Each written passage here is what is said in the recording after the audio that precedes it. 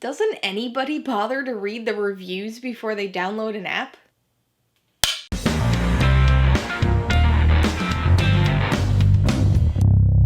Hey everybody, welcome to Mainly Movies. As part of my 2019 13 Nights of Halloween series, today I'm going to be talking about the 2019 horror film, Countdown. If you're new here, please consider subscribing for a variety of movie-related content like reviews, rank lists, and trailer reactions. All of my reviews include a breakdown of the pros and cons, my rating, and some tailored film recommendations, so be sure to watch through to the end of this video for all of that extra content. Countdown stars Elizabeth Lail, Jordan Calloway, and Talitha Bateman, and was directed by Justin Dess. It tells the story of Quinn, a nurse played by Elizabeth Lail, who after downloading the mysterious Countdown app, discovers she has less than 3 days to live. As time ticks down, she soon realizes there's more to this app than she initially thought, and a race against time and fate ensues. We seem to get at least one movie like this every year. A gimmicky technology horror film that uses cell phones or social media to propel a pretty generic supernatural plot. Unfriended, Friend Request, and even last year's Truth or Dare all follow this basic idea, and now Countdown has joined their ranks. Based on the trailer, that was certainly not a surprise to me. I knew going in exactly what type of movie this would be, and so I wasn't really disappointed by it. In fact, if I'm being completely honest, this was a bit better than I thought it would be. Still not good, mind you, but better than anticipated. One of the problems with these types of movies is how out of touch they feel. Yeah, they're using the latest technology and social media in the film, but it always feels so unnatural. Like a committee of people who don't actually use smartphones wrote it. These movies always focus on groups of teenagers who constantly make the dumbest decisions and are just really unlikable. Countdown has a bit of that, but our main character is actually a bit older, so it was nice to not have subplots of high school or college drama. The subplots it did have were a little overdone and were never really resolved, but they were still better than the usual teen drama we get from horror movies like this. Despite that small respite from typical gimmicky horror movie genericism, Countdown still manages to do just about everything else the same. The characters make a lot of stupid decisions, including their constant compulsion to walk towards the creepy things happening in dark rooms. This movie is also completely overloaded with jump scares. I don't mind a jump scare or two, but they're really the only source of scares in this, which just feels extremely unearned. Another trend I've been seeing in horror movies lately, which unfortunately crops up here too, is an overabundance of dropped subplots and minor characters.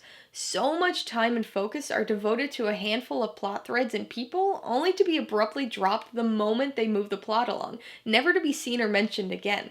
It's just sloppy writing. So, is Countdown the horror travesty of the year? No. Is it worthy of being the only new horror movie released during Halloween week? Also no.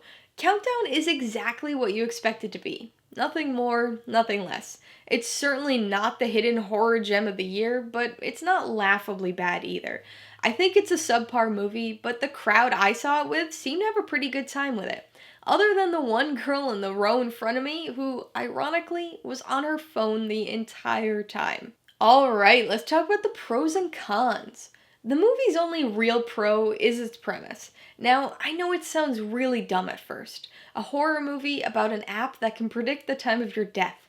But when you think about it, that idea really has some potential. I remember back when I was in junior high, back in the olden days before apps and smartphones, there used to be this website, I think called the Death Clock, that provided a similar service. Equally as dumb, but it was fun at sleepovers. The whole idea of knowing the time of your death presents an interesting question and dilemma. It's just that they explore it in the most predictable and generic way here. There's hints of Final Destination-ish fate, but it's just not ever really expanded on. On the con side, my biggest issue was the dependence on jump scares. Like I said, I'm not an anti-jump scare person. I just want the movie to have something other than the jump scares. And they're not even earned ones here. They're the kind that have just become so cliche for this type of movie. You know the ones. The characters are in a dark location, the music drops out, and then suddenly quick editing flashes a scary image on screen for a second while blasting music and screams. It's a jump startle, not a jump scare. I guess it's tough with a movie like this because you can't really build tension like you would in any other movie. By having a literal countdown for a character's death, you know they're safe until that countdown runs out, and so you can never get that same anxious build-up until their final moments. The next con has gotta be the subplots. Not only are the vast majority of them unnecessary and dull, but they don't wrap up in any meaningful way, so we're left wondering about certain characters and events who play an integral role in the plot for a few minutes and then are never mentioned again. I can understand wanting to provide some backstory or characterization for your characters, but they just don't achieve their goal here.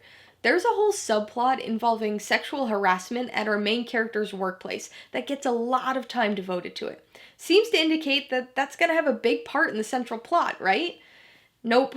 The finale almost makes that subplot have purpose, but in the end, doesn't at all. So it doesn't advance the plot. It doesn't tell us anything about our main character that we can't already figure out. It's just a really big waste of time in an already extremely short movie. I'm gonna give Countdown 2 out of 5 paws. It has a semi-interesting premise and does approach a few moments a bit unexpectedly, but for the most part, it's like the countless generic technology horror movies we've seen before. I would recommend Countdown only to people who like generic teen horror movies. I know that sounds a bit negative, but if the horror movies full of really dumb character choices and predictable plots are what you like, then you'll like this one too. The characters are a little older than normal, and there's no teen drama, but everything else is about the same. If you liked Countdown, I'd recommend Final Destination for another horror film that explores the inescapability of fate.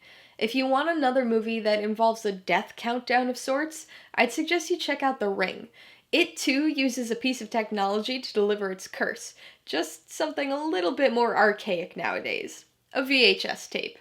And if you just want another recent teen technology horror, you might like Friend Request. Alright, a couple questions for you guys. Number 1, have you seen Countdown? If so, what'd you think of it?